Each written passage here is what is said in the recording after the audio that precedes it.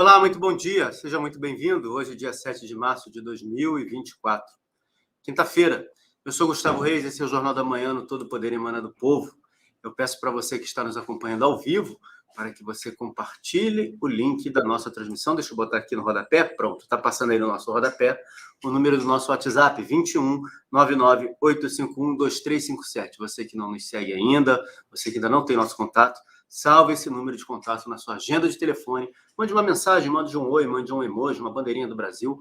Essa será a única forma, caso o nosso canal seja impedido de fazer transmissões, essa será a única forma de nós nos comunicarmos com vocês. Deixa eu trazer aqui para a nossa bancada, professor André Queiroz, dar um bom dia a ele. Bom dia, professor. Bom dia, meu amigo Gustavo, nossos demais amigos de bancada que vão entrar já já, e um bom dia especial para a nossa querida e qualificada audiência. Sim, assim que estabelecer a conexão aqui, fica boa a imagem, vou botar na tela o Alex Canuto, daqui a pouco também, se conseguir a conexão, Rafael Satie vai estar conosco. Bom, hoje quando eu fiz a thumb, né, na hora de fazer o assunto do dia, os assuntos estão meio devagar, ninguém tem falado muita coisa, não temos tantas notícias, algumas notícias importantes a imprensa não fala, não reverbera, mas eu achei muito interessante em replicar o que um jornal da grande mídia colocou. Derrota para o governo.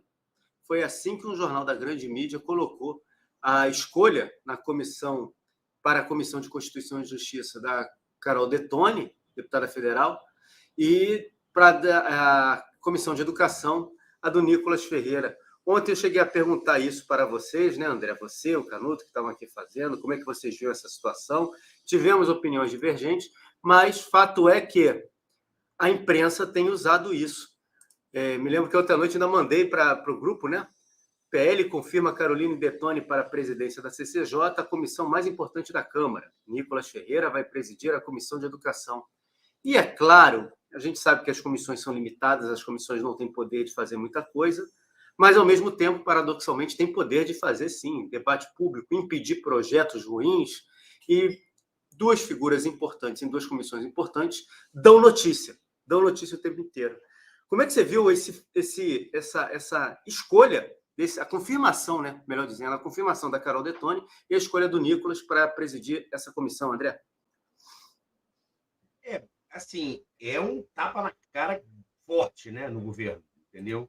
É porque, na verdade, a gente vai observando que esse ano agora, o governo vai se enfraquecer muito. O governo está fazendo bobagem, entendeu? Bobagem não, é algo pré-determinado. Agora, o governo, ele está muito fraco, ele vai se enfraquecer. E o Congresso vai se fortalecer, entendeu? Então, essa briga entre os dois.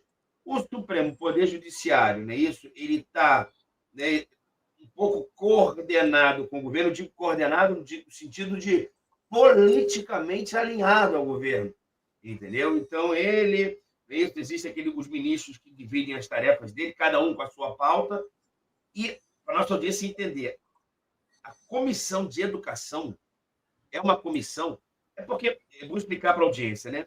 Todo projeto de lei que sai do Congresso, tá, na Câmara dos Deputados, quem pauta isso, que vai ser votado, é o presidente da mesa, no caso, Arthur Lira. E ele tem que mandar para as comissões. E sempre vai para a Comissão de Constituição e Justiça. Entendeu, audiência? Para saber, para começar a analisar o conteúdo de uma lei, eu tenho que saber se essa lei é constitucional. Entendeu? Então, não pode ser de uma lei do Congresso, onde, sei lá, só homens terão direitos fundamentais.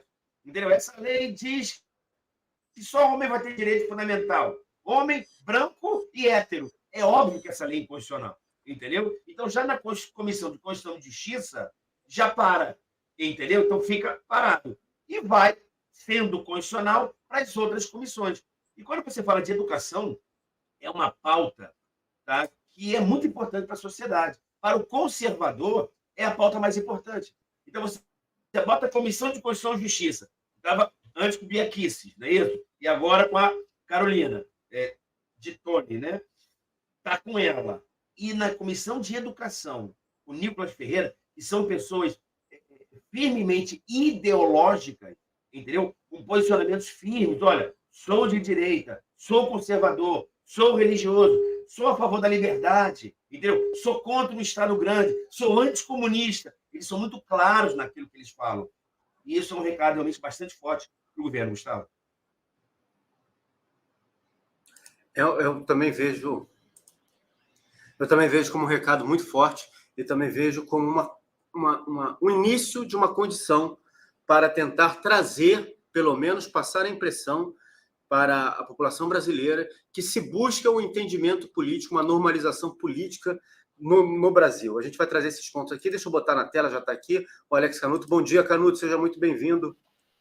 Bom dia, Gustavo. Bom dia, André. E bom dia, querida audiência que sempre nos acompanha no canal Todo o Poder Emana do Povo. Seu som, Gustavo? Perdão, já tinha mudado minha tela aqui. Ontem nós falamos sobre isso, sobre essa questão da escolha, e eu estava contando aqui para o André, eu sei que você escutou, né, essa questão da imprensa, como a imprensa tem tratado, né?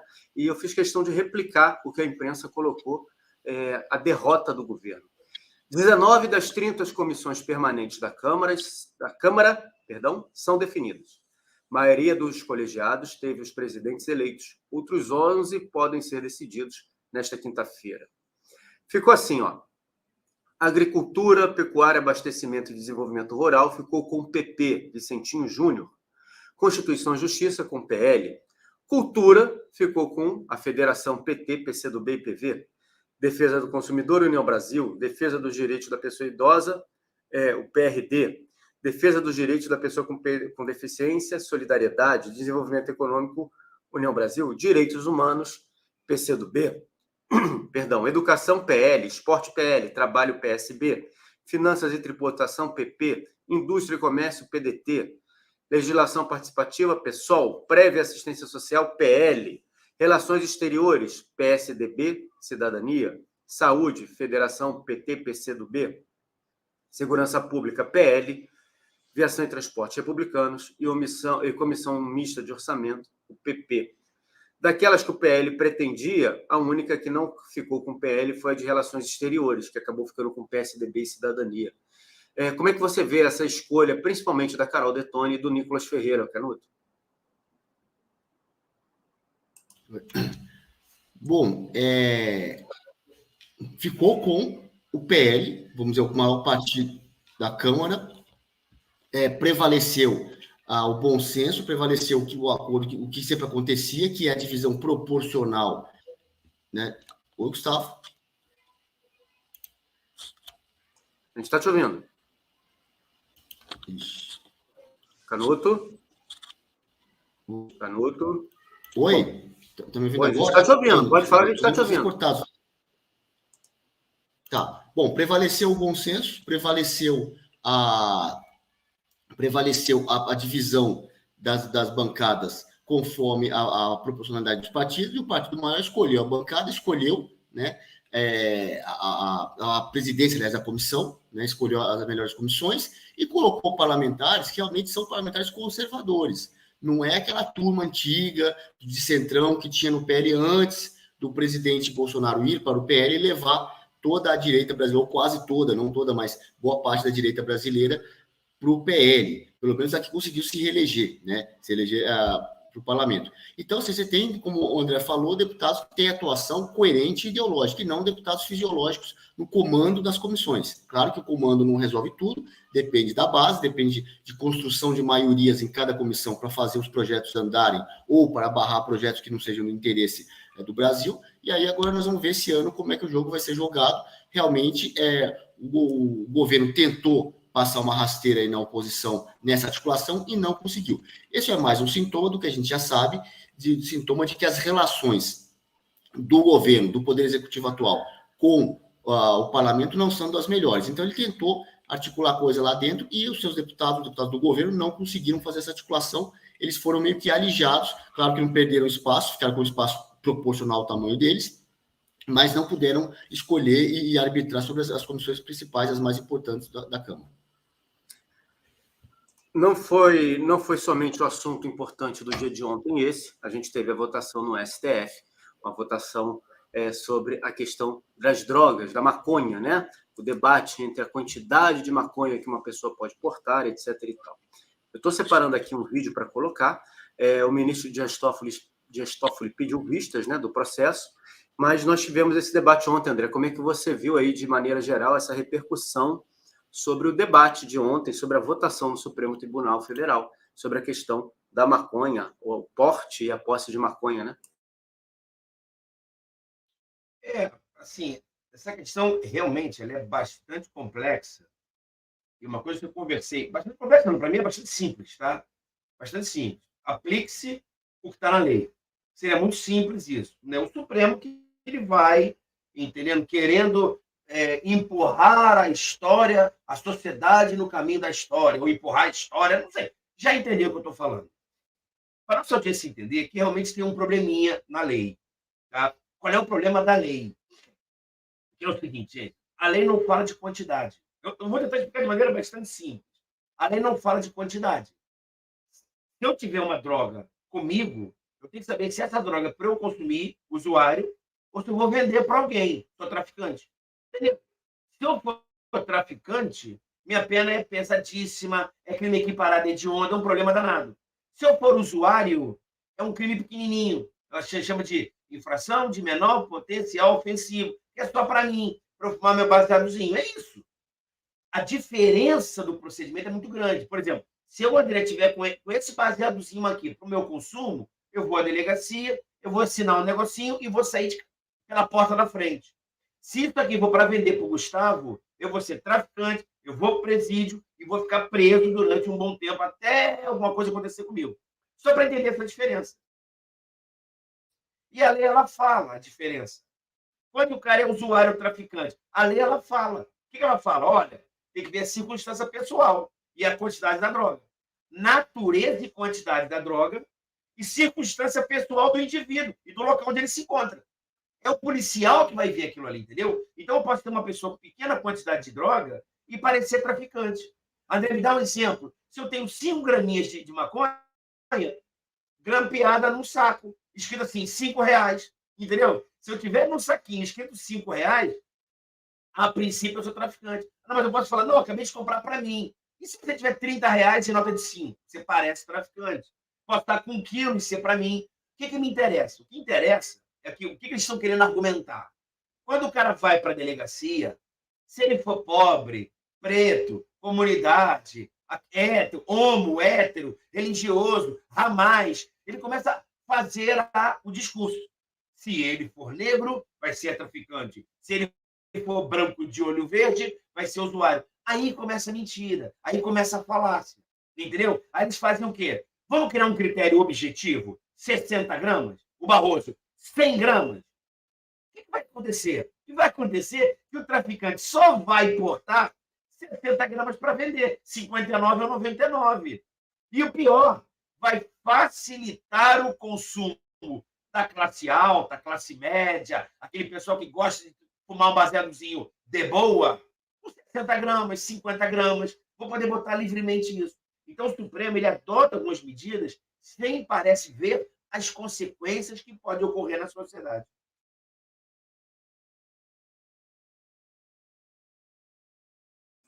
Perdão. Canuto, como é que você viu, de modo geral, essa votação no dia de ontem? Eu vou botar um vídeo daqui a pouco sobre a parte de um debate, né? Nós tivemos o ministro André Mendonça falando que é o primeiro passo para um precipício. Se você libera o primeiro passo, é o primeiro passo para o precipício. O pedido de vistas do Dias Toffoli. Como é que você viu tudo isso, Canuto, por favor?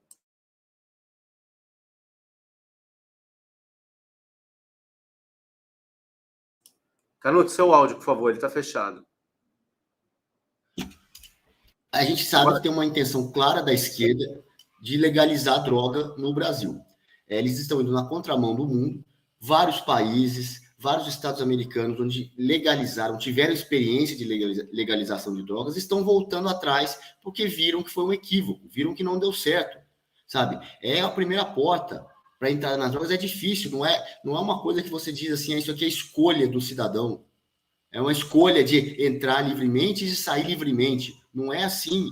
Isso causa vício, dependência química. A pessoa não consegue sair. Existe pressão social para entrar nas drogas, né? E existe todo o tráfico, que não é você legalizando a droga que você acha que vai acabar com a criminalidade do tráfico. Não é isso, não.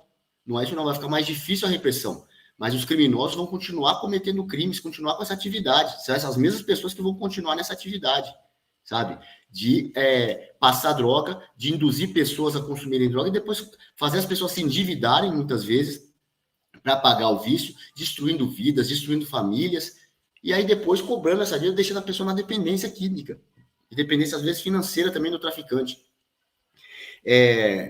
Essa história assim, de legalizar o consumo, mas não o tráfico, mas a pessoa comprou de alguém. Ah, mas é aquela quantidade.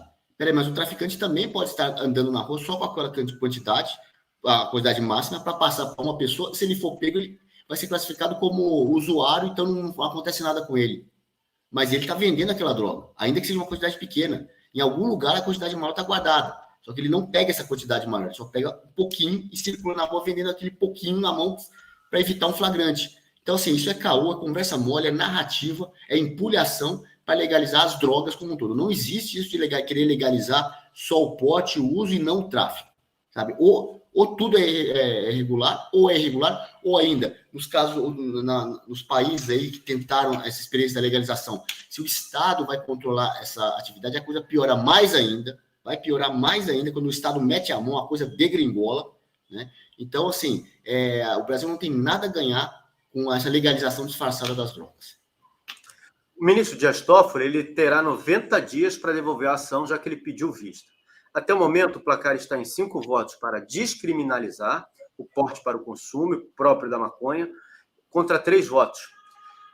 Quem está votando a favor? Gilmar Mendes, Luiz Edson Fachin, Luiz Roberto Barroso, Alexandre de Moraes e a ex-ministra Rosa Weber já tinha votado. Quem está contra essa liberação? Cristiano Zanin, o André Mendonça e o Nunes Marques. 90 dias para votar, para voltar à pauta. O André, eu peço para que você explique para as pessoas como é que funciona esse rito, né?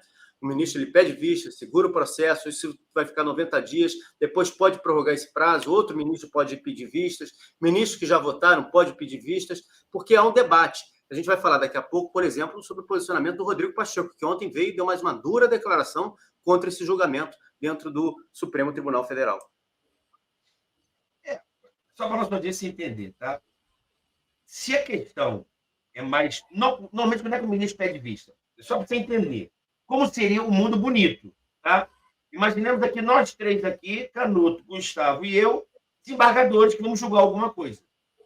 Se o julgamento do José da Silva está marcado para o dia 15 de abril, é óbvio que a gente vai com o nosso voto preparado. O dia do julgamento é aquele ali, beleza? Então, o Gustavo vai com o voto dele preparado, só que tem um detalhe, o Gustavo é uma coisa chamada relator. O que faz o relator? O relatório. Então, o Gustavo, ele vai pegar todo aquele processo, vai avaliar todo aquele processo profundamente e vai fazer um relatório, que é um resuminho para o Canuto e para mim, para a gente votar, entendeu? Só que o André, já estou com o meu voto pronto. Eu acho realmente X. E o Canuto acha realmente X. Ponto. Quando o Gustavo começa a votar lá no plenário, eu voto na minha cabeça. O Gustavo começa a falar coisas interessantes. Pontos que estão me dando alguma dúvida. Caramba, eu achava isso. Só que no relatório do Gustavo, quando o Gustavo está expondo o voto dele, caramba, tem coisas... Eu não tinha pensado nisso. Eu, com a minha cabeça aqui. Caramba, não tinha pensado nisso. Pimba, Gustavo termina de votar, fala, sou contra, sou a favor. Condenação, 1000 anos. Fala, Gustavo, preciso refletir melhor sobre aquilo que você falou. Gostei disso. Fato novo na minha cabeça. Vou pedir vistas para chegar em casa, abrir uma garrafa de vinho e pensar melhor sobre isso e fazer o meu voto. Entendeu? Eu posso pedir isso. Entendeu? Muitas vezes eu posso achar nada e eu vou e voto. E o Canuto faz o quê? Quero vista. Está me entendendo? Muitas vezes o que acontece? Olha que interessante. O Gustavo vota por A. Aí o Canuto, que vota depois de mim, está sentindo que eu, André, vou votar A também. Então o Gustavo acha A, eu já estou falando que acho A, só que o Canuto é B. E o Canuto fala o seguinte, caramba, se eu pedir vistas depois do André, não faz diferença, porque já vai ser 2-1. Sabe o que o Canuto faz? Ele pede pela ordem e fala o seguinte, olha, eu quero pedir vistas antes do voto do André. Aí o André fala o quê? Não, Canuto, cala a boca, eu vou dar meu voto. E já fica 2-0, entendeu? O que eu estou te dizendo, eles tentam isso também. Mas isso eu estou falando, não estou falando do Supremo, estou falando do Supremo, do STJ, TJ, todos os tribunais. Isso é pedir vista para isso. Só que a gente sabe que, na prática, não é bem assim, entendeu? Cada ministro ali já está com o seu voto. E o pior, no passado, não tinha prazo para pedir vista. Como eu sou ministro do Supremo, eu sou desembargador, eu vou pensar quanto tempo eu quiser. Eu não vou citar casos específicos, já houve casos remuneratórios com auxílio moradia de alguns magistrados, e alguns ministros pediram vista e ficaram mais de 3 anos e meio pensando sobre isso. Enquanto não pensavam, não decidiam, o auxílio estava sendo dado. Isso é um fato, não estou falando nada. Ele precisou pensar 3 anos. Só que nesses 3 anos, o auxílio moradia foi sendo dado. Então, tem coisas também que mudam um pouquinho. Mas, basicamente, isso. Eu acho que o André Mendonça, o ministro, ao pedir vista, ele dá uma segurada, vê a temperatura da sociedade, vê o que os deputados vão fazer, vê se o deputado vai fazer uma lei alterando isso, e depois ele vota. É o que me parece. Eu vou trazer aqui na tela para a gente comentar, ô Canuto, algumas situações que aconteceram ontem. Um vídeo, primeiro, é o debate entre o ministro Barroso e o ministro Alexandre de Moraes. Eles brincam, riem até um pouquinho e tal. E tem um raciocínio feito por um perfil no Twitter que eu queria trazer para a nossa discussão. Deixa eu botar na tela aí, você já vai estar vendo. Deixa eu deixar bem grande aqui e botar o vídeo no início para a gente poder acompanhar. Rapidinho, deixa eu jogar na tela da gente, que ainda não joguei. Agora sim, está aqui. O vídeo quem vinculou foi o jornal Metrópolis. Deixa eu aumentar o áudio e botar para vocês escutarem. Vamos lá. Então, é isso. Eu ficaria com 60 gramas. Na sessão, quando começamos o julgamento, a proposta do meu voto era 100 gramas. Porque com Sem isso... nenhuma? 100 gramas. E a minha ideia é basicamente que com isso nós eliminaríamos as reiteradas prisões de réus primários e de bons antecedentes nas comunidades carentes brasileiras, que eu considero uma péssima política de combate às drogas. Eu acho, e tenho certeza que todos nós aqui achamos, que as drogas ilícitas são uma coisa ruim e que, portanto, nós devemos trabalhar para evitar o consumo de drogas. Vou deixar claro que a posição do Supremo, ao tentar encontrar um caminho para lidar com esse problema, não é de apoio ao consumo de drogas, antes pelo contrário. Nós estamos pensando a melhor forma de enfrentar.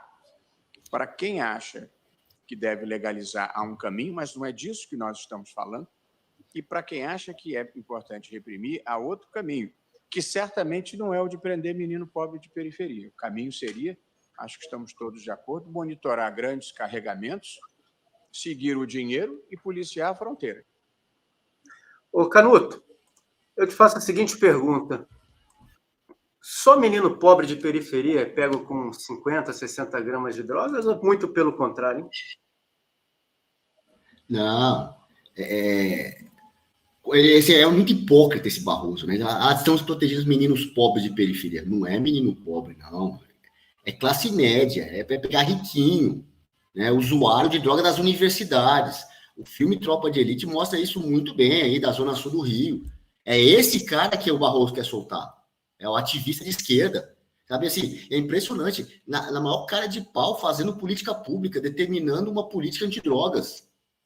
Ele não tem que fazer isso, ele tem que aplicar a lei. Ele tem que aplicar a lei. E quem define a lei é o parlamento, não é o judiciário. Ele está inventando lei. Eles estão discutindo se vai liberar essas 50 gramas ou 100 gramas. Não cabe ao judiciário dizer isso aí. O que eles disserem, num país sério, simplesmente não teria validade. É para o legislativo ou para o executivo pegar uma decisão dessa, mandar devolver e falar: os senhores não têm competência para legislar, os senhores não têm competência para julgar essa matéria. Devolvo a decisão e ignoro a decisão do STF. O certo mesmo deveria fazer isso. Porém, nós não vivemos uma democracia, vivemos uma autocracia, beirando uma ditadura, vivemos um regime do medo. As pessoas, os agentes públicos de outros poderes, que por acaso enxerguem essa falha têm medo de fazer isso. Medo. Alguns concordam. Alguns querem mesmo a legalização das drogas e vão aplicar por conveniência. Até o dia que chegar uma decisão que ele não concorda. Aí não vai ter força mais para devolver, porque já cristalizou tanto a ideia no Brasil de que o Supremo dá a última palavra sobre tudo, apesar de não estar previsto na Constituição que ele dê a última palavra sobre tudo, vem dando, vem convencendo, impondo a vontade deles e convencendo agentes públicos de que é assim que tem que ser feito e vem sendo obedecido. O dia que alguém devolveu uma decisão por inconstitucionalidade, uma decisão do STF, falar, vocês não têm competência, os senhores não têm competência para deliberar sobre isso, olha, o Brasil vai dar um salto qualitativo muito grande. Mas, no curto prazo, acho que isso não acontece. E aí a gente vai para a discussão que nós tivemos ontem no tribunal, né? Na hora da votação, o atrito entre o Mendonça e o ministro Barroso e o ministro Gilmar Mendes. Mendonça foi interrompido pelo ministro do STF, Luiz Roberto Barroso, que afirmou que manter o delito poderia prejudicar jovens negros e pobres, os quais, flagrados como usuários sem prisão, teriam dificuldade de conseguir emprego pela ficha suja. Antes que Mendonça pudesse terminar o raciocínio para responder Barroso, Gilmar Mendes pediu a palavra para explicar que, ao transformar o crime num ilícito administrativo, o indivíduo flagrado com maconha só não estaria sujeito à sanção de prestação de serviço à comunidade, que tem caráter penal. No entanto, ainda seria advertido e passível de medida educativa. Abre aspas. Se não mandar para a delegacia, vamos mandar para onde, ministro Gilmar? Fecha aspas, interpelou Mendonça sem obter uma explicação clara por parte do ministro Gilmar Mendes. Um pouquinho mais na frente, Mendonça reforçou que o STF estava descriminalizando a maconha, diferentemente do que vinha dizendo Barroso. O presidente do STF se manifestou em seguida. Abre aspas. A palavra produz um efeito, disse Barroso. Talvez a questão seja menos semântica e mais de percepção. Quando falo de descriminalização, parece que estamos dizendo aqui que não tem problema em usar drogas. E não é isso, fecha aspas, disse o ministro Barroso. E aí, André, junto com o vídeo que a gente acabou de ver, como o Canuto colocou, né, é uma política pública feita pelo ministro do STF, que ele falou ali, eu não acho que essa seja a melhor maneira, eu acho que a melhor maneira é outra, a melhor maneira é isso, aquilo outro. Então, ele coloca ali como alguém que está preocupado com a política pública, impondo sua vontade em fazer política pública. E, obviamente, a percepção de qualquer pessoa sensata é a seguinte, você usa um bom argumento, um argumento bonito, cheio de palavras bonitas, para esconder o que você está fazendo de fato. De fato, você está liberando o consumo, o uso de drogas pelas pessoas até 60 gramas. Se discute, e aí eu acho muito interessante, não, eu acho melhor 100, não, eu acho melhor 60, eu acho melhor 70, baseado em quê? Baseado em quê? Não se baseia em nada, absolutamente nada. É puro palpitômetro quando você fala da quantidade, né, André? Olha, Gustavo, vou falar aqui uma coisa um pouco forte, né? Corre até um pouco o risco do canal, até peço desculpas, mas minha opinião sincera. Avaliar a quantidade da droga é uma decisão tão estúpida juridicamente que me gera desconfiança. Como é que podem ministros tão qualificados juridicamente discutirem sobre isso? Estou falando humildemente. É uma discussão tão estúpida, é de uma estupidez tão grande. 60 ou 100. Como é que pode... Discussão de botequim eu iria aceitar. Mas a discussão no Supremo, que a solução seria essa, e dizer que não é descriminalizar, porque vai adotar medidas administrativas, ou eu estou ficando muito doido, ou eu fiquei burro, estou com problemas cognitivos, ou tem sacanagem aí. Existe aí, ok? É isso que eu acho. Agora eu estou fazendo a minha conjectura. Nossa audiência precisa entender. Olha o que eu vou falar agora. A Holanda, ela nunca liberou a droga. Em nenhum momento da vida dela liberou. Ela regulamentou. O que é isso? Droga na Holanda, só para a gente entender a diferença. Droga na Holanda não é liberada. Droga na Holanda, desculpe, a maconha é regulada. Você tem que comprar em lugares determinados, em bares determinados, consumo para uma pessoa só, não pode vender para outro. O dono do bar tem uma quantidade específica para isso. Estou falando com palavreado simples para entender. No Brasil, estão caminhando num caminho completamente diverso. E eu vou dizer mais, na Holanda deu errado. Eles estão voltando atrás na decisão dele de regulamentar a droga. Olha que loucura. A Holanda falou. E sem contar, gente, eu sei que vocês estão pensando, audiência, o sistema de saúde da Holanda, a sociedade na Holanda, a questão econômica na Holanda é completamente diversa da nossa. E isso parece que não foi falado entre os ministros. Vamos liberar agora até 60 ou 100, vamos fazer uma discussão quase que infantil para jogar uma cortina para uma coisa muito pior. Eu vou destruir ainda mais o tecido social. E quanto mais destruído o tecido social, mais fácil controlar.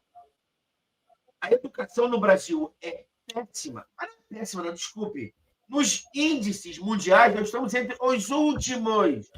Isso não é por acaso. Nós não somos pobres por acaso. Tem que ter uma medida para ficar pobre. O Brasil é rico demais para que a gente seja pobre. O Brasil é muito grande para que se tenha tanta gente ignorante, a ponto de eu querer ser candidato a presidente da República, dizer que eu vou fazer a varandinha do PUM e vou dar picanha para vocês, o cara vai lá e aperta. O cara fala que o movimento sem terra não invade, não. Ele apenas ocupa. Esse cara, desculpe, quando ele defende isso, ele é um idiota, porque ele é ignorante. Ele é ignorante, ele é prisioneiro da própria mente dele estúpida.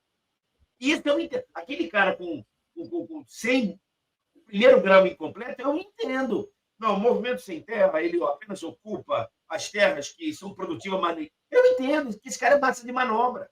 Eu entendo o cara que fala que Paulo Freire é o nosso patrono, porque ele fez a pedagogia do oprimido, e eu posso falar, quem mandou falar que nós vamos? Eu, para me libertar, vou falar, a gente vai. Pô, o cara defende isso, o cara é coitado. Agora, quando o cara é altamente qualificado, fala, bicho, qual é a tua? Aí ele vai falar aos pouquinhos, meu querido, eu quero que o homem vire mulher, quero que mulher vire homem, quero que mulher aborte, quero proteger o meio ambiente para ninguém produzir muito dinheiro, não é isso? Eu quero o quê? Destruir a família, que é um patriarcado, religião é bobagem, e com tudo destruído, sou eu que vou comandar. Galera, pode fumar mesmo, mulheres, pode abortar, família, isso é bobagem. Mulheres, não construam família, porque senão o homem vai te oprimir. Fique sozinha, tenha filha à vontade que você pode abortar, fume teu baseado, esse negócio de Deus é grande bobagem. Levante a mão, queime o sutiã, deixe o pelo do sovaco crescer, não precisa ser bonita, porque isso é imposição do capitalismo, esqueça dinheiro e vá para a rua. Se der algum problema, vem para o Estado e o Estado te protege, minha querida. E aí, Canhoto, uma discussão que está passando ao largo disso, que a gente precisa fazer, o brasileiro ele não faz conta, né? A gente não faz conta das coisas. Os dados são muito difíceis de serem encontrados. Você tem alguns supostos dados na rede social. Eu achei aqui que diz a 5 gramas de maconha, não sei o preço de maconha, porque eu não fumo maconha, nunca fumei maconha na minha vida, nunca botei um cigarro de maconha na minha vida, então não tenho a mínima noção de quanto custa. Diz aqui que custa de R$ 52 a R$ 57 reais, custava em 2023 de R$ 52 a R$ 57 reais, 5 gramas de maconha. Numa conta rápida, as 60 gramas, a gente fazendo pelo preço menor, dá R$ 624 reais. 624 reais. Agora, o número de usuários de maconha no Brasil. É difícil a gente achar esse dado. O que eu achei aqui, um dado mais próximo, está no portal da Câmara dos Deputados. Pesquisadores criticam em debate liberação de uso da maconha no Brasil. E aqui diz que o Brasil tem 3,5 milhões de usuários de maconha. 3,5 milhões de usuários de maconha que usam a maconha no Brasil. Então, se a gente fizer uma continha boba, uma continha de padaria, 3 milhões e meio, né, vezes R$ 624 reais, nós estamos falando de 2 bilhões 184 milhões de reais. Isso se esses 3 milhões e meio de pessoas usarem a maconha, fizerem a compra dessas 60 gramas uma vez por ano. Nós estamos falando de 2 bilhões. Esse dinheiro que vai para algo ilícito.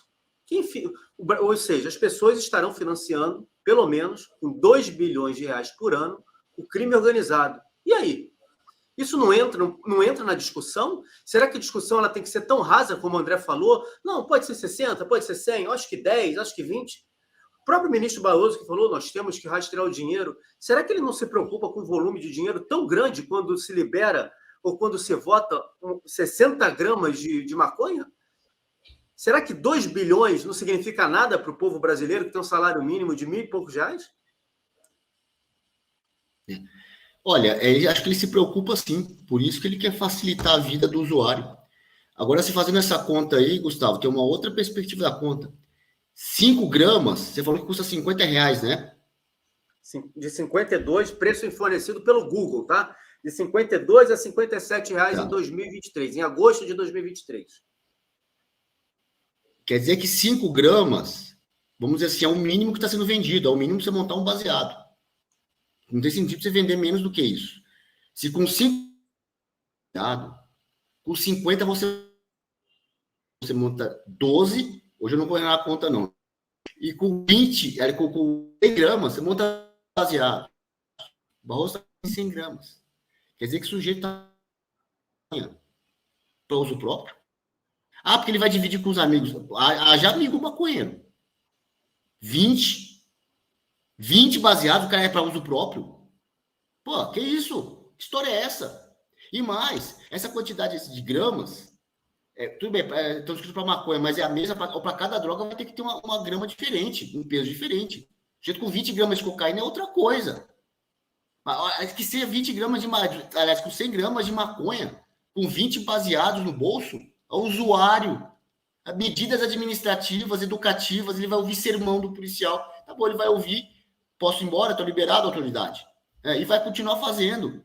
É isso que eles querem. Eles não podem dizer abertamente que está liberado, mas eles querem colocar uma punição inócua, branda demais, em que a pessoa não se incomode com isso. Não se incomode, tudo bem, pode me pegar e não estou nem aí, estou rindo da cara do policial que me pegou. O policial, vou prender para quê? Eu vou prender? Ele vai rir da minha cara, virar as costas, continuar fumando maconha, cheirando cocaína, fazendo o que for. É isso que eles querem. Isso que a esquerda quer fazer. A intenção é essa. A intenção é essa, não é... Aí vem com esse papo de desencarceramento, vamos colocar junto com outros. É só você separar. Tem prisão separada. A menor de idade já não vai para a cadeia principal. Já vai para a prisão de menor, para apreensão. Tem várias outras maneiras de administração penitenciária de não deixar preso de um tipo misturar com preso de outro. Isso é caô, conversa mole, é para liberar droga sim, e está preocupado sim com dinheiro. Todo mundo sabe dos narco-estados da América Latina, tá? Venezuela, Colômbia, tá? Que são ligados ao Foro de São Paulo, ligados a amigos do atual presidente, e o Brasil está praticamente quase já classificado como narco-estado em algumas classificações internacionais, e a esquerda é ligada ao tráfico de drogas. Tem o livro lá da Red Cocaine, que mostra como a esquerda fomentou o tráfico de drogas na América do Sul, na América Latina como um todo, que hoje o México também é um país forte no tráfico internacional. São os narco-estados do Foro de São Paulo que vão ser beneficiados com isso, e o Brasil, em parceria, os criminosos do Brasil serão beneficiados, e a intenção desses ministros é essa sim. É essa sim. Isso tem que ser falado. Isso tem que ser falado. Onde é que nós vamos chegar? Virar um narco-estado como Venezuela e Colômbia? Poxa, é difícil, viu, Gustavo? É difícil. Assim, a cara de pau desses caras, a desfaçatez, a ousadia que eles chegaram, né? É impressionante. Impressionante. E aí eu vou aproveitar a conta do Canudo. A gente tem que debater isso, porque os nossos deputados e senadores, principalmente senadores, eles precisam fazer essas contas e levar isso a debate público. O Canudo fez uma conta muito importante dos 12 cigarros, né? 12 cigarros de maconha por mês. Vamos dizer que o sujeito só consuma efetivamente isso no mês. Ele compra e ele consome isso daí no mês. Dia sim, dia não, ele vai e fuma seu baseado. Se a gente pegar esse número e multiplicar por 6 meses, vamos dizer que desse universo de 3 milhões, apenas a metade tem o hábito de fumar esse cigarro de maconha uma vez por dia, e só fuma, uma vez a cada 2 dias, e só fuma um cigarro de maconha. A gente está falando no ano de 13 bilhões de reais. 13 bilhões de reais. Agora, 2 perguntas que eu faço. Eu vou passar para o André, porque a gente vai falar do que disse o senador, presidente da Casa, Rodrigo Pacheco. André, primeiro, dá para acreditar que no Brasil, de 220 milhões de habitantes, e a gente vendo a droga tomar conta de tudo, o poderio do tráfico, o dinheiro que envolve, o número de carregamento, de apreensões, dá para acreditar que no Brasil nós só tenhamos 3,5 milhões de usuários de maconha? É a primeira pergunta que eu te faço. Porque se esse número escalar, esse valor que eu estou dando aqui é café pequeno, é dinheiro pequenininho. Primeira pergunta que eu faço. Segundo, 15 bilhões, a mesma pergunta que o Canuto, 1 bilhão, 2 bilhões, 10 bilhões, 15 bilhões. As pessoas falam de valores assim como se fosse dinheiro de padaria, troco de pão. A gente está falando de 999 milhões de reais 2 vezes, 3 vezes, 10 vezes, 20 vezes.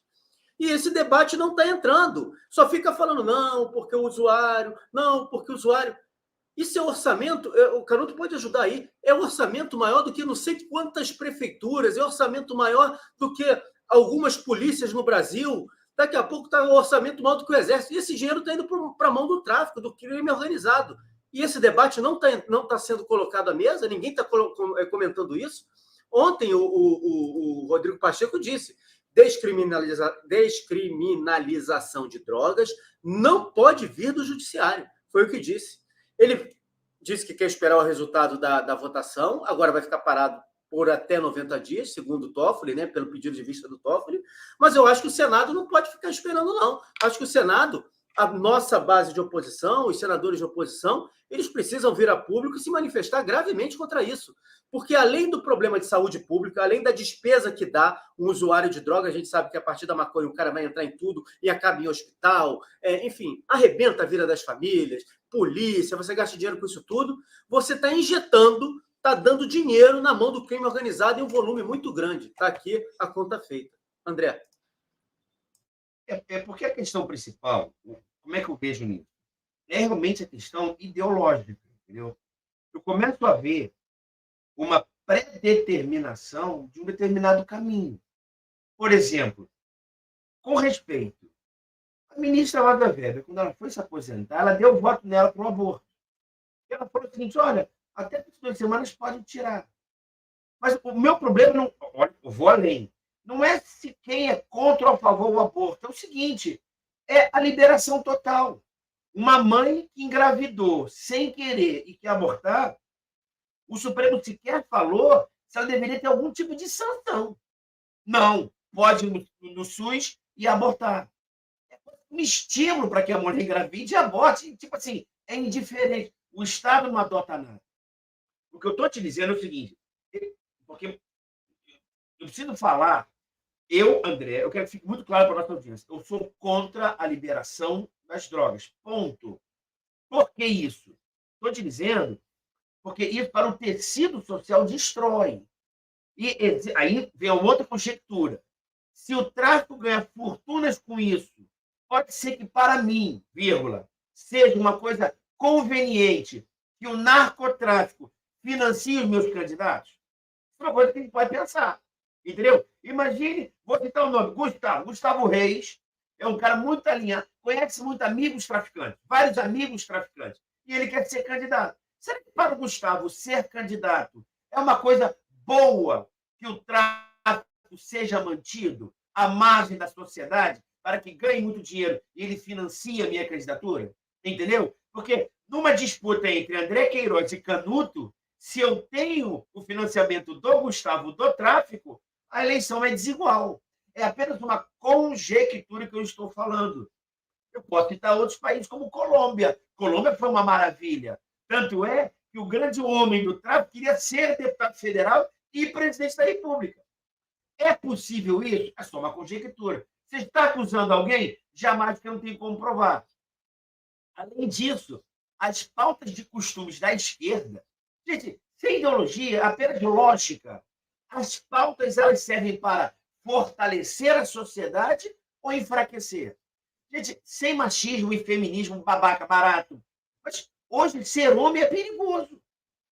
Ser mulher caseira, que cuida do marido em casa, é uma mulher babaca. Essa mulher aí, coitada, retrógrada. Um pai que quer criar um filho sem droga, com educação tradicional, sabe o que ele é? Ele é babaca também. Uma vez eu falei no colégio dos meus filhos, olha só, eu quero que meus filhos aprendam matemática, esse negócio de meio ambiente, equilibrado, ele vai aprender em casa, que eu sou pai, porra, vai aprender comigo. Você, professora, não se meta com meu filho com relação a questões do aquecimento pós-mundial. Isso eu falo, eu sou pai, cala a porra da boca. Tá entendendo? É isso, basicamente, que eu fiz isso, sem exageros. Sabe por quê? Porque querem tomar o filho de vocês, querem tomar as pessoas que estão com droga, porque é bom para a sociedade, na democracia, que o mundo fique fraco. É isso que me espanta. Agora, eu tenho que dar meu lado de professor. juridicamente, gente, desculpa agora, não fiquem putos comigo.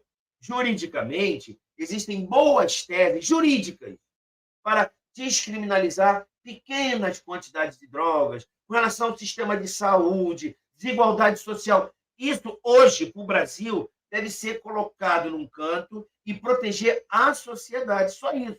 Mas eu entendo, quem quiser ver a live minha, existem teses jurídicas interessantes, como, por exemplo, o princípio da alteridade, como, por exemplo, o princípio da insignificância ou bagatela. Procura no Google, audiência. Digita lá, alteridade e lê. Digita lá, bagatela e lê. Aí talvez isso melhore a mente. Porém, hoje, são coisas seguintes.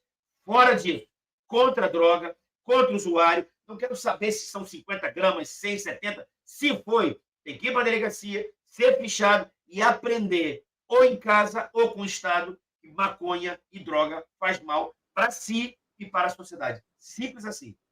Antes da gente entrar no próximo assunto, eu só queria falar uma coisa. Eu concordo praticamente tudo que o André disse, entendo essa questão das teses jurídicas, mas eu acho que tá faltando no Brasil de hoje, aliás, no mundo de hoje, pessoas falarem a verdade e não se esconderem atrás de teses que a gente sabe que funciona, que são importantes, é uma ciência jurídica, mas eu acho que a gente precisa falar certas verdades e defender algumas teses. Eu sou da tese do mertiolate que ardia, né? Como existe em vários países do mundo, El Salvador é um exemplo disso que a gente está tendo aí. Né? Ninguém nasce viciado. A criança, desde pequenininha, ela tem que saber que não pode consumir droga. Se ela estiver consumindo droga, ela vai estar cometendo crime e vai parar na prisão. Não importa se é 1 grama, se são 100 quilos. Não importa. Se meter a mão nisso, vai parar na prisão. O sujeito não pega um revólver e não faz roleta russa com a cabeça dele, porque ele sabe que se der azar, ele vai morrer. O sujeito não atravessa na frente de um caminhão, de um ônibus, sabe que se tomar uma porrada de um caminhão do ônibus, vai morrer? Porque a gente tem essa permissividade com a droga, porque o social, porque o mundo, porque isso. Isso é tudo conversa do boitatá, historinha do boitatá, para liberar e degradar a nossa sociedade. Isso começa com a história de que o meio corrompe o homem nasce bom e muito puro, o homem é um tadinho do homem que cai no meio do mundo e o mundo faz o homem ser o que é. Não existe isso. Nós não podemos abrir mão da discussão, principalmente dos valores, porque é um enxugar gelo maldito. É a tal da confusão que o Olavo de Carvalho fala. Eles criam uma confusão. O usuário, porque 100 gramas, 60 gramas, 10 gramas, pobre do usuário. Você está injetando... E olha que eu falei, essa conta toda que a gente fez aqui, que a gente chegou basicamente em 20 bilhões de reais, é só para o consumo da quantidade legalizada da maconha. Tem uma outra reportagem da EBC aqui que já fala de 7,7 milhões de usuários de droga, de maconha no Brasil. 7,7, a gente já está falando do dobro. Então, é um número sem fim. A gente não consegue aferir. É claro que as autoridades, e aí os deputados e senadores que têm assessoria, podem pedir ao Ministério da Saúde, pode pedir à Polícia Rodoviária Federal o número de drogas apreendidas no ano, fazer um balanço para a gente estimar o consumo. O fato é que a gente não pode falar de violência, de combate ao crime organizado, liberando 15, 20 bilhões de reais na mão dessa gente, fingindo que está fazendo uma política pública de combate ao usuário, de combate às drogas e de melhorar a vida daquela pessoa pobre da periferia. A pessoa pobre da periferia, que os ministros que estão falando ali de defender, elas precisam de oportunidade de trabalho. Dinheiro no bolso, dinheiro. Se o sujeito botar dinheiro no bolso, ele sai da favela como meu pai saiu e vários pais de muita gente saíram. Vários pais saíram. É uma conversa horrorosa isso daí, é uma sacanagem com o povo brasileiro. E a nossa base, como eu sou muito crítico, tem que trazer esses números e tem que debater isso. Tem que mostrar a hipocrisia dessa gente falando na linguagem que as pessoas entendam. A linguagem de respeito à autoridade e a linguagem do volume de dinheiro que a gente vai botar na mão do tráfico de drogas. É isso que a gente precisa falar. É isso que a gente precisa falar. Olha só, nesse país que tudo é uma sacanagem, tribunal anula a condenação de Sérgio Cabral sobre pagamento de propina. Ex-governador do Rio de Janeiro e o empresário Carlos Arthur Nussmann foram acusados de pegar propina na escolha da sede para os Jogos Olímpicos de 2016. Ambos viraram alvo na investigação a respeito de um suposto pagamento de propina para levar os Jogos Olímpicos de 2016 ao Rio de Janeiro. Canuto, o Cabral está quase solto e daqui a pouco a gente vai ter que estar pagando indenização aos males que a gente fez ao pobre do Sérgio Cabral, né, Canuto? O que a Aliás, gente vive solto hoje ele no já Brasil... tá. Solto ele já está. Ele está quase limpo e liberado e com a ficha limpa. É isso que eu quis dizer. Daqui a pouco ele é candidato de novo, né? E o que a gente vive hoje no Brasil, assim, é uma retomada, né, do poder de toda essa classe corrupta. O que aconteceu quando teve a Lava Jato aí, já tem quase 10 anos isso, né? Já estamos em 2004, lá para 2014, 15, 16, 17.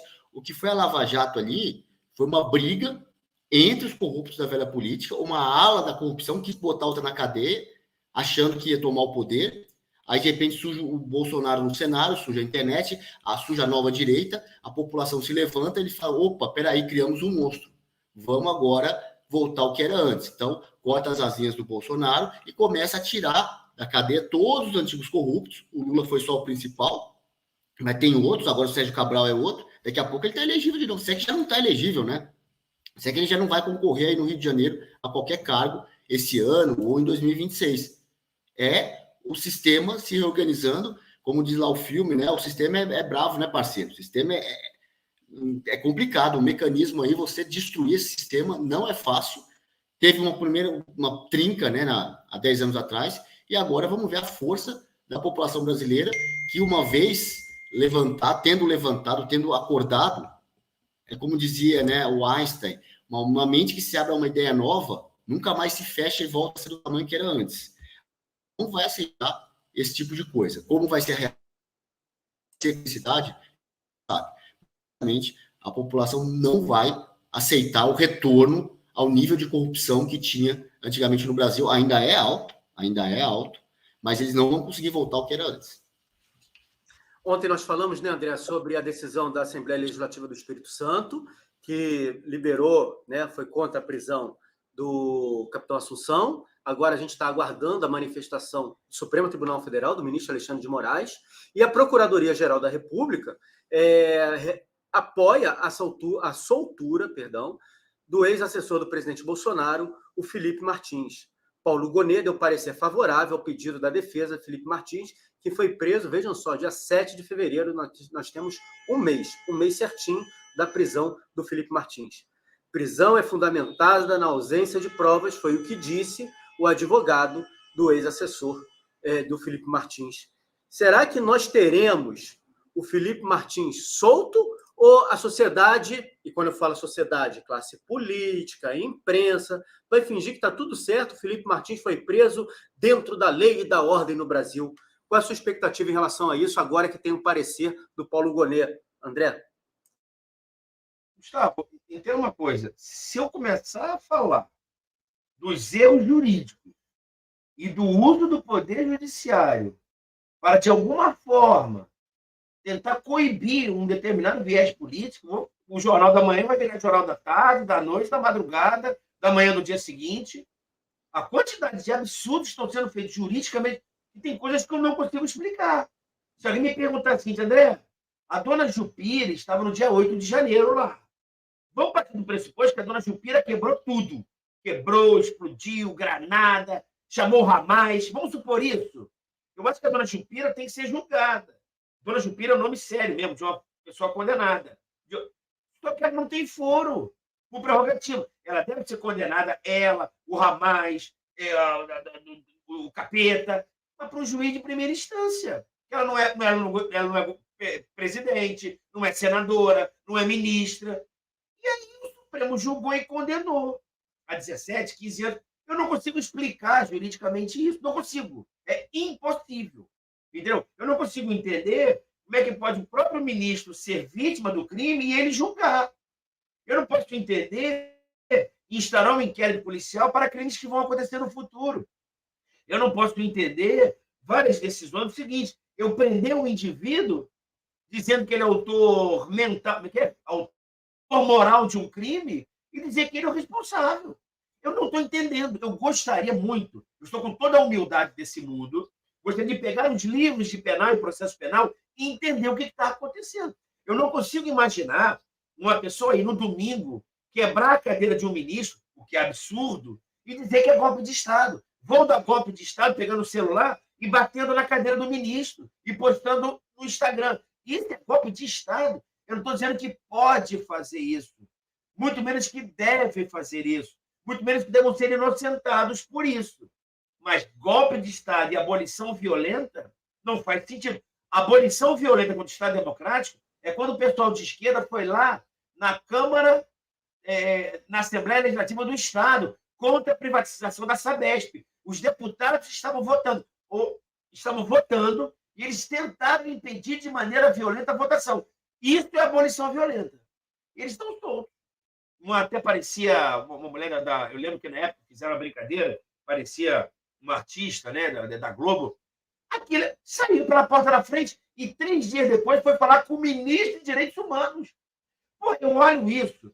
Desculpa, gente. Não é viés político. Eu sou de direita e conservador. Eu apoio 3 coisas: família, religiosidade e liberdade econômica. É isso. Mas na minha cabeça, como uma pessoa que sabe um pouquinho de direito, não faz sentido aquela mulher sair 24 horas depois e se encontrar com o ministro da Justiça, da Direitos Humanos. Não entra sentido na minha cabeça. Não faz sentido dona Chupira ser condenada no Supremo. Não faz sentido o Martins. Eu não estou defendendo o que ele fez. Eu nem sei o que ele fez, entenderam? Eu não sei o que ele fez. Não sei as mensagens do WhatsApp que ele fez. Só que não faz sentido. Se ele não vai fugir, e se ele não está mais no poder, como assessor, como ministro, ele fica preso. Não faz sentido, juridicamente. Ah, mas o ministro deu a decisão dele. Eu sei. A Procuradoria da República, que é o titular da ação, pediu o quê? Soltura ou liberdade? O titular acusador parcial, se pediu a soltura, mas não é soltura sair, não. Adota outras medidas. Por exemplo, recolhimento em casa, não ter contato com algumas pessoas. Se a PGR pediu isso, gente, me desculpe, no Código de Processo Penal, não tem como o juiz falar o seguinte: não, apesar do órgão acusador ter pedido a soltura, eu vou mantê-lo preso. Me parece que na lei está escrito: não cabe prisões cautelares de ofício pelo juiz. Então, se o Ministério Público pediu a soltura e adotar outras medidas, não tem jeito, gente. Obrigado, André. Canuto, hoje o Estadão... Aliás, antes de falar do Estadão, deixa eu falar uma coisa importante, que foi o Gustavo Gayer. O Gustavo Gayer, ele denunciou Lula à Corte Internacional por genocídio contra os Yanomamis. Fez um vídeo, botou no seu canal, e ele disse aqui, abre aspas para algo que ele fala no vídeo: um ano e eles não conseguiram distribuir o medicamento para os Yanomamis. Fecha aspas, questionou o parlamentar. Ainda disse o seguinte: isso está me cheirando a genocídio. Mais uma denúncia internacional, esse é o ponto que eu quero trazer aqui. Mais uma denúncia internacional. O Lula anda fazendo aí campanha para o Maduro, né? E até a turma da Globo News, veja só, até a turma da Globo News tem criticado, a gente já falou sobre isso, vou botar aí na tela para vocês verem o que o Merval Pereira disse lá no programa deles. É um assinte, todo mundo sabe que a eleição na Venezuela não tem legitimidade, não tem candidato de oposição, não é possível que o Lula não saiba. Evidente que ele sabe que a eleição já é de largada, que a eleição já de largada não é correta, não é legítima. O Merval Pereira falou isso sobre o Lula. É bom lembrar que os Yanomamis vivem no Brasil e na Venezuela, terra dali do Nicolás Maduro. Todo esse clima que a gente vem falando lá de fora, de mostrar o que está acontecendo aqui dentro, a gente está somando a atuação do deputado Gustavo Gayer fazendo essa denúncia, é colocar mais um tijolinho nessa estrada que está sendo pavimentada para mostrar definitivamente para o mundo o que acontece no Brasil e quem é o nosso presidente, né, Canuto? Gente, e a hipocrisia, né? A hipocrisia de ficar acusando o presidente Bolsonaro de genocida, que não se preocupa com os Yanomamis, não se preocupa com a floresta, e o desmatamento aumentou. A morte dos Yanomamis aumentou também, o número de mortes. A questão da dengue, né? A dengue, não posso falar tudo aqui, né? Mas quando você fala, quem é o genocida da história? Quem é o genocida da história? E isso que estão querendo para ter comprado, já aquele negocinho de dar no braço lá, já era para ter comprado e resolvido a epidemia de dengue, mas não, estão esperando para comprar do Instituto Butantan. Interesse político deixou a epidemia de dengue se alastrar. E aí, quem é o genocida da história? Tipo assim, a hipocrisia dessa gente, não é, vive de mentira, vive de hipocrisia, de falar qualquer coisa, e fala totalmente dissociado da realidade, vivem num mundo paralelo, num universo paralelo aí, e com essas mentiras, não tem legitimidade para dizer nada, nada. Essa gente, assim, é uma gente sem caráter, já foi desmascarada, todo dia é desmascarada, continua mentindo e continuam sendo sistematicamente desmascarados. E até quando vai isso, né, Gustavo? Até quando?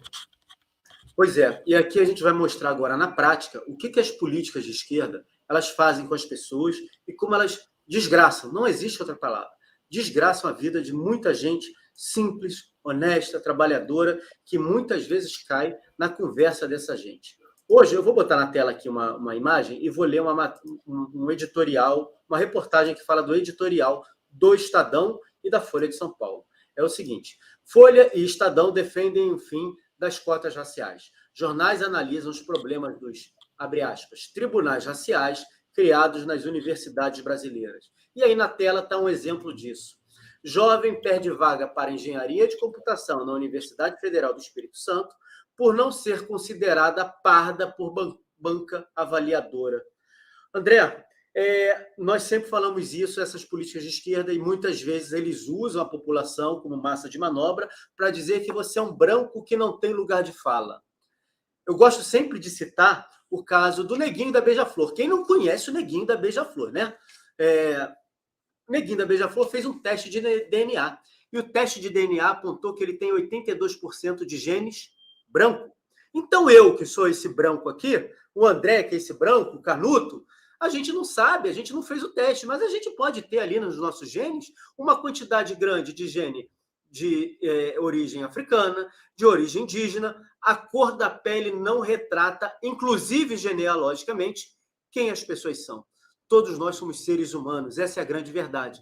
Mas se criou essa política racial maldita que prejudica as pessoas. Se essa menina aqui não pode ser considerada parda, a gente também não pode falar que essa menina faz parte da elite branca europeia, opressora, do raio que o parta que eles gostam de falar, né? E tá aí, a menina não conseguiu a vaga da universidade. E hoje a imprensa já começa a vir de forma canalha, porque eles só falam isso porque eles sabiam que ia dar errado, mas de forma canalha, dizer, meu Deus, nós temos bancas avaliadoras que estão fazendo tribunais raciais, etc. e tal. Será que o perfil dessa menina tinha foto dela em verde e amarelo? É bem provável que sim, né? André, eu queria que você falasse sobre essa questão das cotas raciais, sobre essa política maldita que a esquerda implementa, como isso é injusto, na verdade, né? A gente tem que ter muito cuidado para falar isso, mas eu vou dar um exemplo à nossa audiência que ela vai entender bem, tá bom? O princípio da igualdade. Dona Maria e Seu José, pensa comigo. Se a Dona Maria e Seu José fizerem um concurso público, a prova deles deve ser igual ou diferente? Pensa comigo. É claro que a prova escrita vai ser igual, porque homens e mulheres são iguais intelectualmente, beleza? Agora, na hora de fazer o teste físico, se o teste físico dos dois for iguais, vai gerar uma desigualdade. Concorda comigo? Porque eu posso afirmar que o seu Manel ele é mais forte fisicamente do que a Dona Maria. Então, a prova é diferente para gerar igualdade. Entendeu? Por exemplo, se o André ganha R$1.000 por mês e o Gustavo ganha R$1.000 por hora, na hora de pagar imposto de renda, o imposto de renda dele tem que ser um pouco mais do que eu. Por quê? Porque nós somos diferentes na grana. Por isso, quem tem mais, paga mais. Quem tem menos, paga menos. Está entendendo? Isso é igualdade. Beleza? Aí o cara bota uma coisa na cabeça seguinte: brancos e negros são diferentes. Por quê? Porque aí começa aquele discurso. Né? Como é que ele fala? Dívida histórica. Pela dívida histórica. Por isso, por aquilo, por aquilo, por aquilo. Mas vem cá. Outras nações e outros povos houve dívida histórica? Cala a boca. Nordestino foi ofendido historicamente? Cala a boca. E o judeu? Cala a boca mais ainda. E o asiático? Cala a boca. Só quero falar do negro. Beleza, tudo bem. Mas veja bem, qual é o critério? Eu preciso criar uma cota diferente para que ele entre mais fácil em algum lugar. E o que gera nisso? Aí você pega um livro, só olhar Thomas Sowell. Gente, o Gustavo e Canuto, meu pai, uma vez falou uma coisa interessante, falando o seguinte, que a ignorância da pessoa nada mais é do que a safadeza dela pela preguiça. Então, isso é um livro que está aberto aí. Se quiser buscar na internet um resumo, você consegue. Se quiser comprar na Amazon, custa R$15. E ler, babaca. Como ele fala, é um livro fatos e falácias da economia e ações afirmativas. Isso aí, esse ativismo contra negro, mulher, hétero, homo, pansexual, é tudo manipulação de comportamentos humanos. Por quê? Por uma questão muito simples. O rico negro, ele vai ter um privilégio que talvez o branco pobre não tenha. Então fica muito claro que uma cota, como critério apenas a cor, vai gerar grandes problemas. Primeiro, aumenta a desigualdade. Por quê? Porque o branco pobre vai ter uma discriminação e o preto rico um privilégio. Então aumenta. Segundo, eu desqualifico o negro quando ele entra. Quando o cara entra numa faculdade pela cota, o que fala Thomas Sowell? Não reclama comigo, não. Reclama com Thomas Sowell no livro dele. Desqualifica o negro na faculdade. Será que estou aqui pela minha qualidade pessoal e qualificação ou pela cota? Terceiro, eu reduzo o nível de ensino no local onde tem cota. Sabe por quê? Porque eu não consigo passar no mesmo nível há anos atrás. Então, ele fala que no mundo, quando houve as ações afirmativas, as cotas raciais, a qualidade de ensino caiu, os resultados foram piores e aumentou a discriminação nessas sociedades. Por quê? Porque o cara vai se qualificar, vai virar um advogado, médico e tal. Se for pela cota, ele vai ser discriminado na profissão. Aí o pior, a esquerda ela faz o quê? Vamos mudar isso. Vamos fazer, sabe o quê? Aprovação obrigatória no ensino público. Gente, aprovação obrigatória no ensino público, botando Paulo Freire como patrono, é de uma crueldade, de uma maldade infernal, que eu tenho tanto nojo disso. E entenda uma coisa, racismo no Brasil existe. Racismo estrutural e racismo institucional é uma verdadeira palhaçada com o que faz com a sociedade. Ela coloca... Só para você ter uma ideia, racismo estrutural é aquele racismo enraizado na sociedade. E o racismo institucional é aquele enraizado em todos os poderes públicos. Então, o Canuto e o Gustavo, eles são racistas sem saber. Ainda que ele seja uma pessoa honesta, um branco bacana, ele tem comportamentos racistas sem que ele saiba. Sabe quem sabe? Eu, que sou o autor dessa tese. Isso é de um nojo tão grande. André, inclusive, você, por ser homem, não fale sobre aborto. Só mulher pode falar sobre aborto. Então, se cale. A cara que é ativista, ele não quer democracia. Ele quer calar o outro. Só que eu não sou babaca. Entendeu? Agora, você se acha isso, se você é ativista, vidas negras importam. Tem gente milionária com isso. Vidas negras. O negro está ficando milionário à custa do quê? De uma discriminação do outro negro, do seu amigo. O ativismo é nojento para a sociedade. Agora, deixando muito claro, eu reconheço que no Brasil existem episódios de racismo, sem dúvida nenhuma. Ok? Que o Brasil tem um histórico escravagista, não há dúvida nenhuma. Beleza? Agora, dizer que todo branco é um ex-racista em construção, que a sociedade é racista como um todo, aí, meu amigo, não me engana não, porque eu não sou otário. E em cima disso que o André falou, da questão do lugar de fala, né? Quando um jornalista vagabundo, podemos chamar assim, de vagabundo, vem falar sobre isso, lugar de fala e etc e tal, você joga logo na cara dele. Então você não pode comentar política porque tu não é político. Tu não pode comentar futebol porque tu nunca foi jogador de futebol. E aí eles não têm o que falar. É nojento o que essa gente faz. É nojento. Eles são asquerosos e a gente não pode ter vergonha de falar isso. Nós temos que enfrentar essa gente.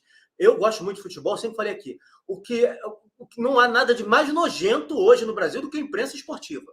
É algo asqueroso, asqueroso. Canuto, deixa eu só botar na tela, e aí eu quero perguntar para você sobre um outro lado da notícia. Está aqui, vou botar para não acusar a gente de fake news, né? Está aqui, bbcbrasil.com, neguinho da Beija-Flor tem mais genes europeus. 67% de gene europeu, 31% de gene africano. Aquele negão, neguinho da Beija-Flor, era neguinho porque ele é pequenininho quando era novinho, quando ele começou. Hoje é grandão, negão. Aquele negão tem muito mais gene europeu, se duvidar, do que eu, do que o André e do que o próprio Canuto. Canuto, agora o outro lado da matéria, o outro lado da notícia. Mais uma vez, a imprensa, se não pode falar diretamente do governo, fala de uma pauta do governo. E assim eles vão desgastando o governo que aí está, né? Essa questão das cotas, há mais de 20 anos que a gente fala que é uma palhaçada isso aí, sabe? Não é para proteger, defender negro. A esquerda nunca se preocupou com minoria. A esquerda só se preocupa com outro esquerdista. Esse negócio das cotas, eu sempre falo. O tribunal racial, como era no apartheid na África do Sul, sabe? Você chegava um visitante no país, você passava pela imigração, passava pela alfândega, aí depois tinha o tribunal racial que ia te classificar. O seu visto já vinha escrito é branco ou é negro. Né? Oriental, japonês, lá, investidores, são considerados brancos honorários. Né? Que não é branco, europeu, mas é branco honorário. E ele classificava, você era classificado. O Brasil voltou ao regime de apartheid. O Brasil voltou. E aí você é classificado. E assim, claro, você tem que ter uma classificação única. Porque como é que você vai se autodeclarar? Aqui eu me sinto branco, ali eu me sinto negro, aqui eu me sinto mulato, ali caboclo, ali índio, ali oriental, ali árabe, ali esquimó. Cada lugar você se sente alguma coisa. Essa esculhambação jurídica que a gente vive no Brasil hoje, causada pela esquerda. E o tribunal é isso. Esse tribunal racial é para assim, chega uma pessoa lá, como o neguinho da Beija-Flor, por mais que ele tenha 85% de genes brancos, não tem como o tribunal olhar na cara dele e falar se não é negro. Pelo menos eles ainda não fazem isso. Talvez comecem a fazer daqui a pouco, mas ainda não fazem. O neguinho da Beija-Flor, eles vão chegar lá e falar, negro. Chega um 100% branco, eles vão dizer que é branco. Mas e essa menina que você mostrou, entre outros, é mulato? Eles não vão olhar se é mais negro ou se é mais branco. Eles vão olhar se é de direita ou se é de esquerda. Eles vão pegar o nome dela, jogar no Google e olhar se é de direita ou se é de esquerda, como você falou, né, Gustavo? Será que ela não tem foto com a bandeira do Brasil? Foto de camisa verde e amarela no perfil? Aí, se tem, bom, você é branca, você não tem direito à vaga. E se é vermelhinho, agora então você é negro, tem direito à vaga. É óbvio que eles fazem isso. É óbvio. Essa gente não tem caráter. Essa gente não faz justiça. Essa gente quer se apropriar de tudo para ele. Assim, é uma arrogância, do tipo, como o André falou, você é o racista sem saber. Quer dizer, eu, esquerdista, sei que você é racista. Ele quer dizer o que você pensa, o que você pode pensar. Ele quer dizer quem é a esquerda, quem é o adversário da esquerda. Ele acha que, assim, que ele tem o conhecimento, está acima, é a ciência. Eu sei cientificamente que você está... Eu diagnostico você como um racista estrutural, como se estivesse intelectualmente acima. Ele não está intelectualmente acima de ninguém.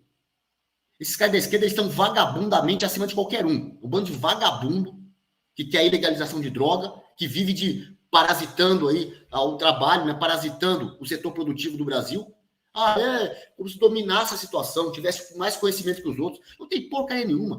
Isso é lixo. Essas porcarias que eles escrevem nas universidades de humanas, federais, estaduais, tal, é lixo. Olha, cria a teoria do racismo estrutural. Você é um racista sem saber.